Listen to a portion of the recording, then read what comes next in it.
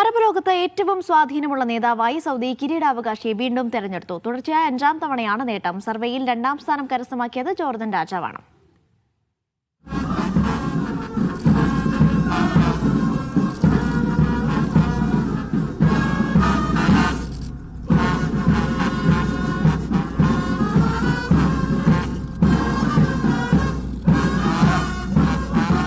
ജനകീയനായ ഭരണാധികാരിയാണ് കിരീടാവകാശി Muhammad bin Salman.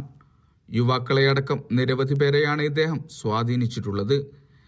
MBS എന്ന ചുരുക്കപ്പേരിൽ അറിയപ്പെടുന്ന മുഹമ്മദ് ബിൻ സൽമാൻ അറബ് ലോകത്ത് ഏറ്റവും സ്വാധീനമുള്ള നേതാവായി തിരഞ്ഞെടുക്കപ്പെട്ടിരിക്കുകയാണ്. തുടർച്ചയായ 5ാം തവണയാണ് MBS ഒന്നാമതെത്തുന്നത്.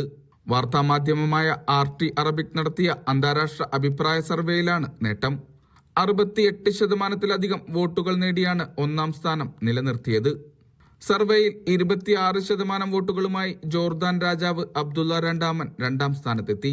സിറിയൻ ഭരണാധികാരി അഹമ്മദ് അൽ ഷറ, മൊറോക്കൻ രാജാവ് മുഹമ്മദ് ആറാമൻ എന്നിവരാണ് സർവേയിൽ തൊട്ടുപുറകിൽ.